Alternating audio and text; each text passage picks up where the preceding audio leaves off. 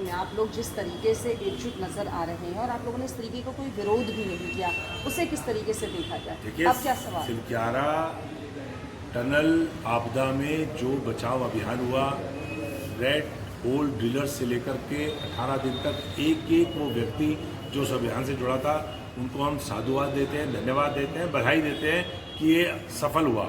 हमने अपनी जिम्मेदारी निभाई, शोर मचाया, क्योंकि विपक्ष का काम शोर मचाने का था। हम और आप शोर न मचाते तो सरकार शायद जागती भी नहीं। हमारे शोर मचाने से, मीडिया के इस पूरे मामले को हाईलाइट करने से ये अभियान राष्ट्रीय स्तर तक लोगों की नज़र में आया और सफल हुआ। इसके लिए हम बधाई देते हैं। लेकिन अब असली सवाल ये है कि भैया दोषी कौन था, ये आपदा आई क्यों? आपने जो प्रधानमंत्री जी की अध्यक्षता वाली कैबिनेट कमेटी का निर्णय था, सिलक्यारा टनल के निर्माण में प्रावधान था एस्केप पैसेज का, वो एस्केप पैसेज कौन खा गया, कौन निकल गया उसको, क्यों नहीं वो बना? उसके दोषी के खिलाफ सरकार कार्रवाई करेगी नहीं करेगी, ये बड़ा प्रश्न है।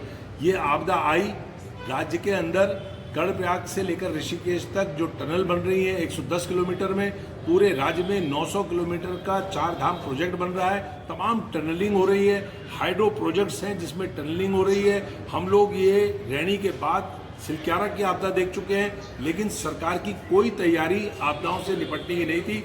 उसकी भी पोल खुल गई क्योंकि एक मशीन नहीं थी। रेड होल ड्रिलर्स भी आपको बाहर से लाने पड़ रहे हैं, आपको जो मशीनें हैं वो भी बाहर से लानी पड़ रही हैं। आपके पास क्या तैयारी है? यानी कि आपने आपदाओं का कोई पूर्वानुमान आपके पास नहीं है, कोई वैज्ञानिक शोध आपके पास नहीं है।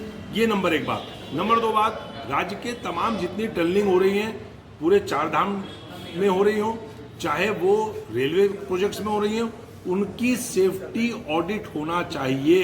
ये निहायत जरूरी है, ये हमारी दूसरी मांग है। और सबसे इम्पोर्टेंट मांग ये है कि जितने श्रमिक फंसे थे, 1-1 लाख रुपए देकर उनके मजाक मत उड़ाइए, उनको कम से कम 10-10 लाख रुपए दीजिए। और जितने लोग इस अभियान में, बचाव अभियान में जुड़े थे, उनको भी प्रोत्साहित करिए, जिससे कि आने वाले समय में अगर कभी जरूरत पड़े तो ये लोग उसी जोश के साथ आगे आए।